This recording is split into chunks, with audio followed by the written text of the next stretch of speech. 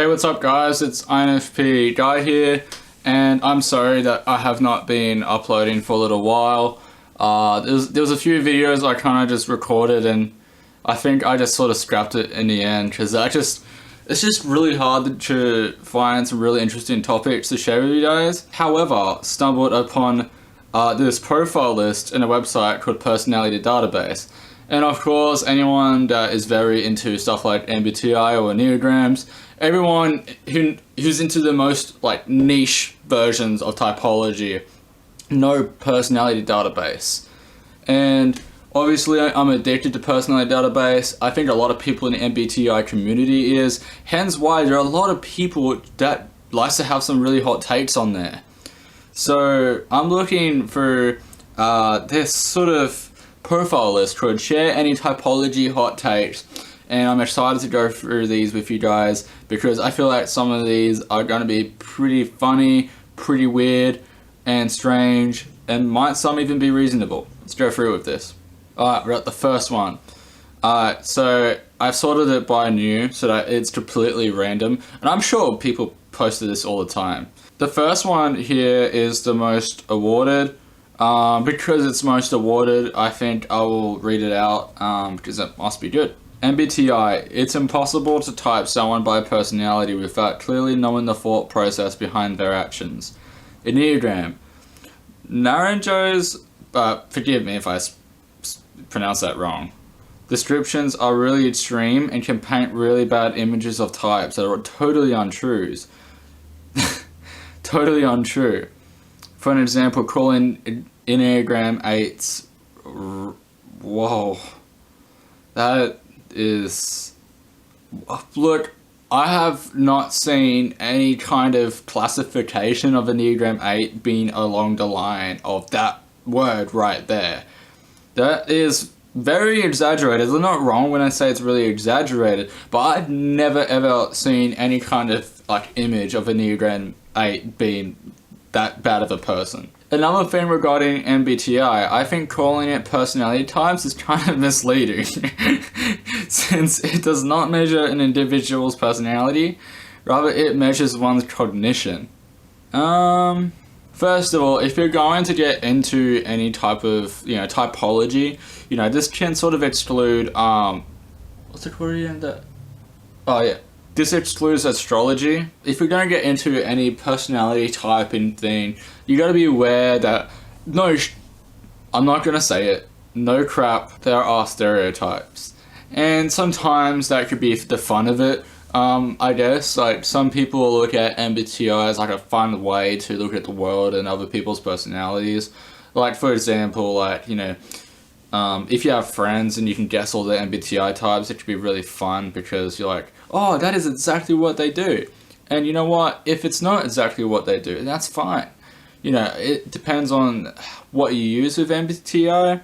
It's good if you judge someone positively using it, but not if you judge them negatively, because of course people are complicated and MBTI doesn't solve that issue. As with Enneagram, well, to be fair, I'm still kind of new into this typology, but as far as I've seen, there is no description of Enneagram 8 being that kind of person. So, but that being said, I am not going to unjustify what they're saying. I'm not going to say that it could be wrong, but I'll just leave it there. And calling it personality types is kind of misleading because it doesn't measure personality, it measures one's cognition. I would say that's 80% true. I think personality types was just a very simplified way that was pushed onto it by 16personalities.com. Anywhere else calls it MBTI. It's only 16personalities.com that calls it 16 personalities and a personality test. So I would say this is more the fault of 16 personalities. Now, anyone that has been in the MBTI community for a while already knows that 16personalities.com is full of garbage. It's misleading, and it looks at MBTI in a very shallow way that, people go into it that are new and then they have it read out to them. And of course they feel like it doesn't match them, because the way that 16 personality explains it is not preferences. They say this is who you are. it doesn't leave room for like potential differences. It's just too stereotypical at that point. Alright, next one. I like the color purple. Thank you, INFJ. Enneagram 8. Without being narcissist, ENXP 7 wing A or 8 wing 7. What? Alright, I'm just gonna scroll down after that. Strong correlations is crap, I'm guessing? Stop confusing ENTP with... Stop confusing ENTP and unhealthy INFP/ISFP. INFP are very nice people. I love everyone. ISTJ can be 1 wing 2. ESTP 8 wing 9 is hot. Half of the INTJ in this app is ISFP. Correlations can only work in rare cases. For example, the ENTP cannot be 8 in my opinion, or INFP cannot be 7. Now, I guess the angle they're trying to look at it is the Enneagram triad and how certain areas of it is obviously going to always be associated with, say, in the MBTI sense, thinking or feeling.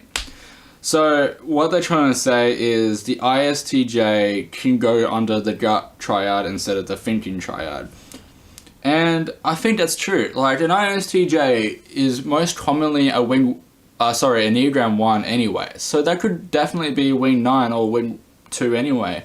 That totally makes sense. And ISTJs tend to fall in between the thinking and gut triads anyway, because obviously they care a lot about the duty. ISTJs are generally protected people, so that there's a level of gut to them. I don't know what they mean by stop confusing ENTP and unhealthy INFP or ISFP. That I don't think they've backed up any of that. They just said, just stop confusing them too, please. As with INFP being very nice people, while INFPs are obviously praised a lot in the community, I see this happen all the time. I noticed that in this community, INFPs are praised simply for being an INFP because I think the weird thing about MBTI is people love to celebrate an INFP's personality a lot, only because of the fact that it's associated with certain like celebrities that has made it big, or people that are mysterious and have great morals. And yes, while an INFP is very focused on the inner morals that can be good, which often displays them as a really nice person, some INFPs don't have good morals, believe it or not, and they will display that. That's the difference of an INFP, I guess. It's like they are not willing to compromise on their views. But that being said, if you meet an unhealthy INFP with really bad views, they're not going to change that shit within a second. So I'm going to say that INFP aren't always very nice people, but I would agree on the idea that some INFPs can be really nice. And as with ESTP, look, I think ESTPs anyway are like the most stereotypically hot MBTI character. So I don't know why they think this is a hot take, unless it's to do with the Enneagram type. I guess it's the wing 9 that makes a bit of a hot take because, peacemakers and all that tend to be a little bit more withdrawn and not so focused on showing off. So maybe that's part of it. Who knows? Half of the INTJ in this app is ISFP. Now what makes this hot take a hot take is simply the fact that an ISFP is nearly the complete opposite of an INTJ. I don't know much about the INTJs on the app, obviously. Like, if that's what they type themselves, that's what they've typed themselves. So, it's not always good to always decode what they're doing and be like, no, you're not an INTJ, you're this. Especially when you're texting and stuff, because I think a lot of people, personality types can sort of change a little bit when texting, and that makes people think they're someone else. So I think that's a little bit too far-fetched. I feel like an INTJ, yes, being a TJ alone makes them very unlikely to even delve into this type of stuff, let alone personality database. But so are sensor types in general. So this is a really hard one.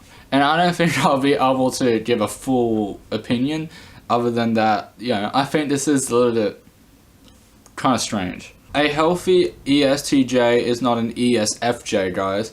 I swear to God, the amount of times I see a character that is typed as an ESTJ, so many people will make the argument for why they're actually XFJ. XSFJ, because I care about harmony and really supportive. As if that contradicts extroverted thinking and introverted sensing at all. Healthy ESTJs exist, guys. You don't need to type someone an SFJ just because they're not evil, bossy dictators with anger issues.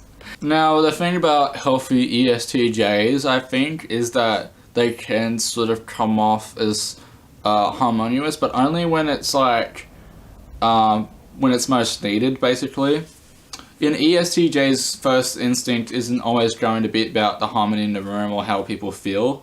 I think that's where they're getting across, saying that ESTJs definitely sense the need to bring harmony in general. And of course, that's true. But there's a huge difference between a healthy ESTJ and an ESFJ. It's pretty obvious. If you put extroverted thinking next to extroverted feeling, there's a huge difference. But can they both have little traits of each other? That definitely.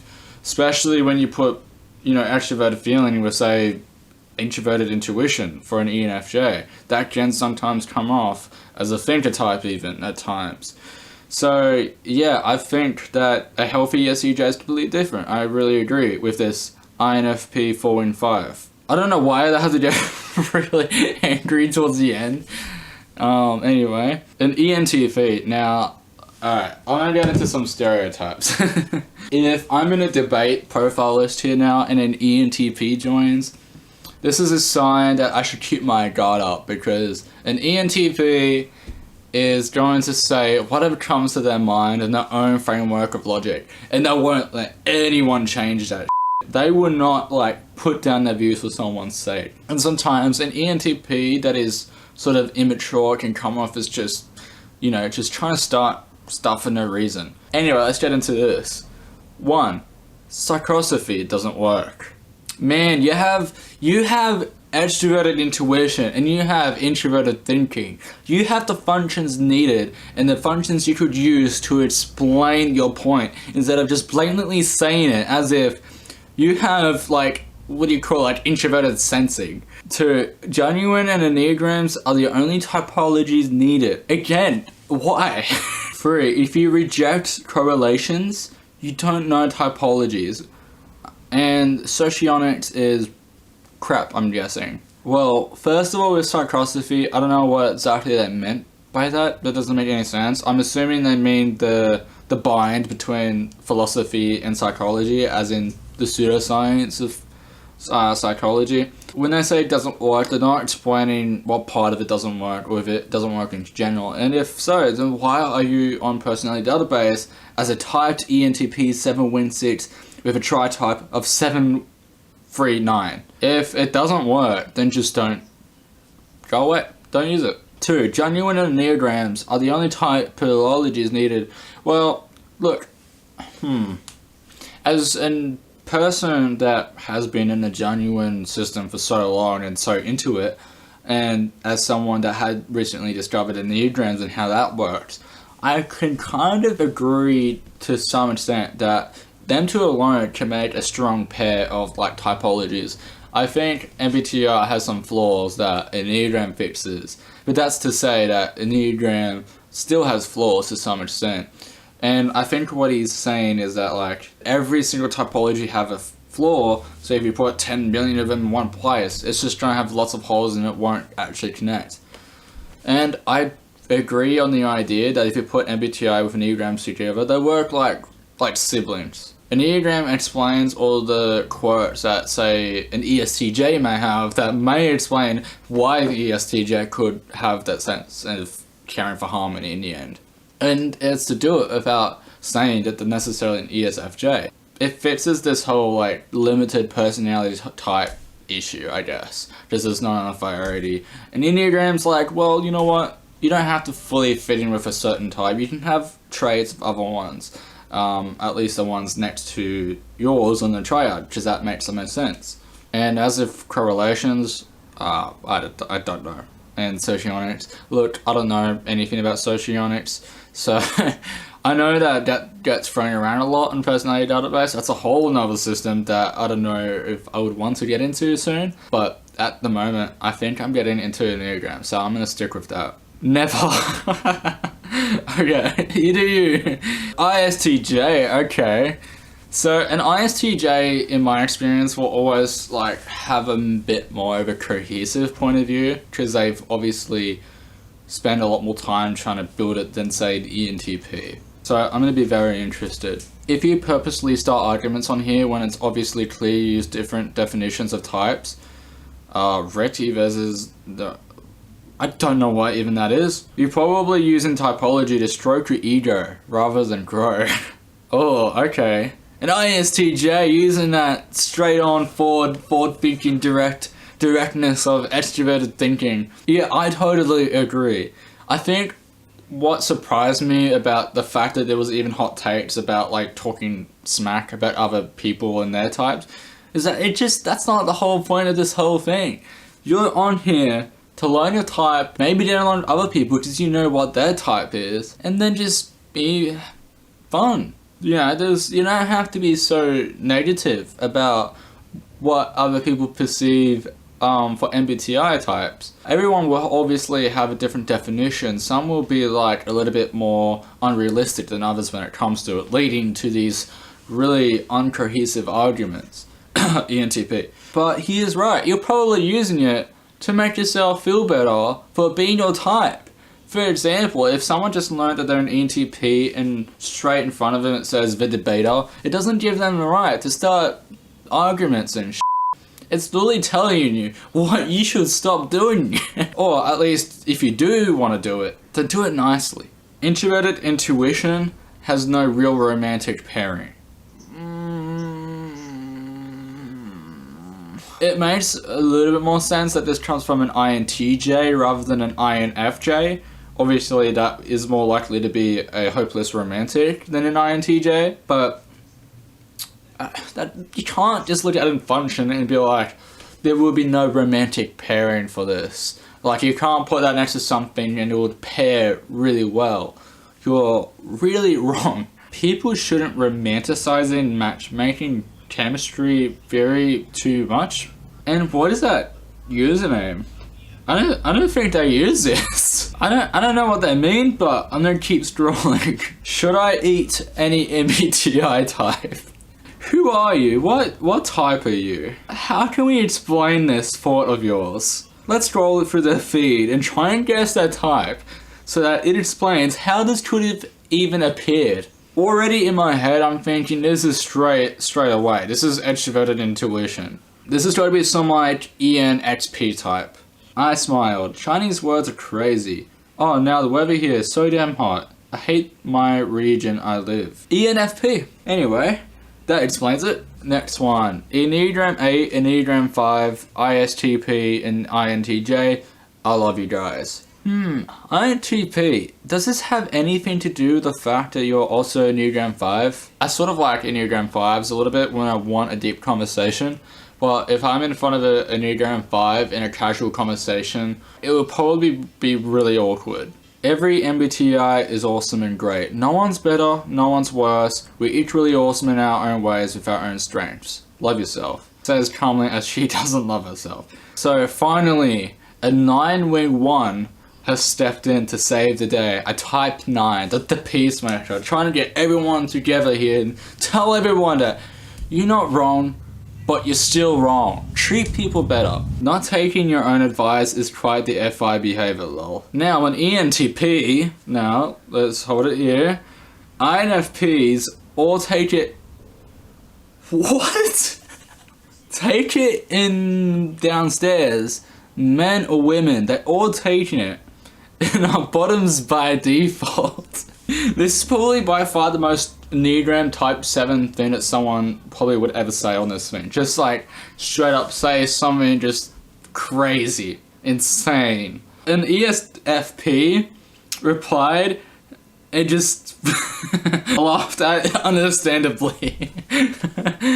Well, okay, if you're a thinker and you look at INFPs as very submissive, and that's what you want to say, then alright, well, go ahead, I guess. It's probably a bit less offensive than a few other things that I'll probably see. Oh, okay. So we got another ENTP hot take. I love that so far. Already, almost everyone here has been a self-typed ENTP. It just goes back to what I said. They see the debater on the screen and they feel like they should debate. That should be the whole kind of scheme, I guess. Everyone on this side equals internet-obsessed incels looking to feel special and better than others by spewing hot garbage and random letter combos to receive validation from people other than their own abusive parents and or peers around them due to their crippling chronic online syndromes and parasocial bonds of literal letters and pixels. Obviously, I'm an INFP, so I've got like extroverted intuition, and one thing that I do admire about some ENTPs is they use their extroverted intuition in a completely different way than an INFP does. They're like an ENFP in terms of spontaneity, but they just like, when they combine it with introverted thinking, it becomes the most like just out of nowhere, but worded and pieced together in the most correct way possible. He thought about this in the shower before. Look, I'm gonna say this to you, the same thing I said to a lot of ENTPs. If that's how you feel about the people on Personality Database, then do not be part of that community. You know, learn to dissociate. You don't have to say what you think, because at the end of the day, not everyone cares. Alright guys, that is it. That was quite interesting. I want there to be a lot more people posting more hot takes though before I do a part 2 of this. If you guys have any hot takes, put some in the comments. I promise I won't judge you guys as harshly as I judge these online strangers. I promise. You guys aren't strangers to me. I will look at them in a very nice way.